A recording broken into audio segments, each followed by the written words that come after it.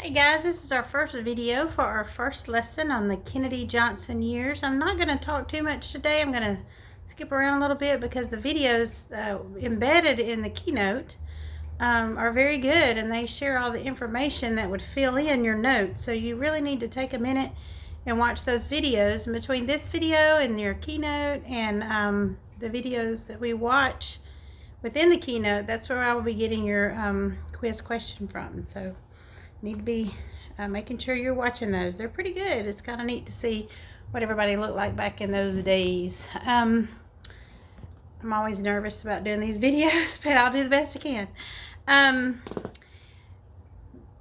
We are still in the Cold War. We just ended with the Cold War, and the Civil Rights Movement which was all happening about the same time. And these two young candidates show up, and they are running for president, and for the first time all the presidential debates can be put on TV. It changed the world of politics forever as far as that's concerned, and it was really something, and we think it helped, or historians think it helped Kennedy, because during the first debate Nixon had been on the campaign trail. He came back, he was worn out, he had to have he had a knee injury, and he had to sit out, and he gained 10 pounds. So when he got to the debate, he looked worn out, overweight for him. And here comes Kennedy from California, and he's tan and young and calm as a cucumber. And, Americans like the way people think. That's how they vote and judge sometimes. So that really helped Kennedy's campaign, and there's a really great video about that. It's only about 4 minutes long, but you will see at the end of it, when everything was said and done, Kennedy won by the closest margin ever in history since 1916. So he really and then there was also the argument that there was some votes stolen from certain states and things like that, and that still goes on today when people think that elections are rigged and things are happening, or the Russians are butting in. So those things did not change too much.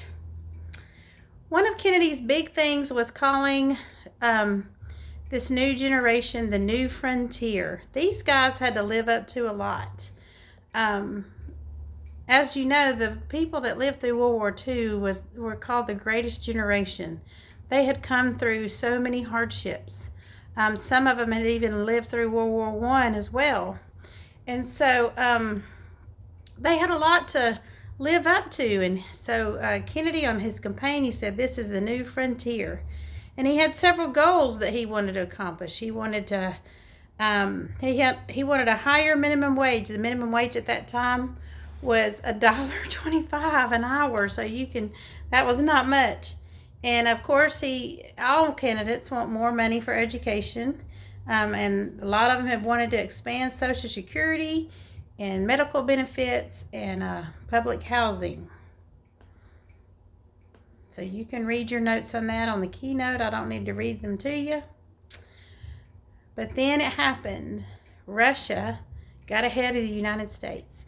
And in the video, you saw how both candidates were really campaigning about, we want to be ahead of Russia. We want to do it our own way. They're communists. So this was a big deal. And Kennedy jumped on the bandwagon, and he issued a challenge. He said, we should commit ourselves to achieving the goal before this decade is out, that we have a man on the moon. So this was important to him. And again, there's another great video about that, so I'm not going to talk about that too much. But everything was going okay as far as the space race. If you have not watched Hidden Figures, that is definitely a good film. I think you would really enjoy it. I've watched it about 5 times. But it really kind of explains how important this was to the United States, how important it was to Kennedy, and what they had to do to achieve it. It wasn't easy to put a man in space. There's a lot of physics that you have to overcome. And the women that made that happen, and the Catherine, I can't remember her last name, that is the main character in the movie, she actually just passed away this year. So that was sad. But everything was kind of, all the good domestic-wise. that Kennedy was doing was kind of overthrown by some events in Cuba. There was an event called the Bay of the Pigs, and Fidel Castro overthrew Batista, who was very corrupt, had ties with the mafia, and we weren't too upset about that until he turned socialist. And so, as you know, this is during the Red Scare, so we cut all of our ties to Cuba at that point. Once Castro got in charge, and once he came to power, he seized large privately owned plantations and properties owned by foreign governments, including the U.S., and we broke relations with them totally, refused to accept Castro, and the United States, everybody blamed Kennedy and the Democrats. So when Kennedy became president, he was informed about a plan that Eisenhower had approved to overthrow Castro, and he expected that the Cuban people would be able to help and make this happen.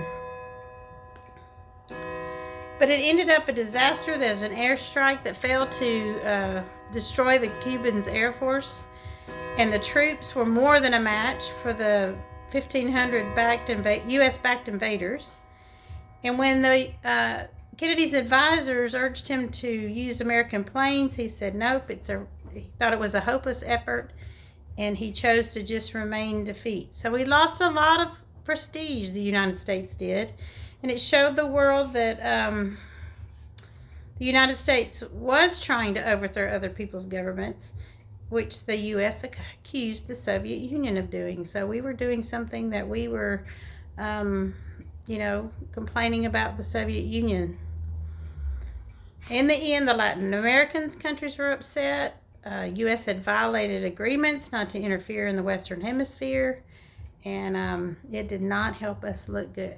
So that's the end of our first section of this unit, and we will do some more tomorrow. See you later.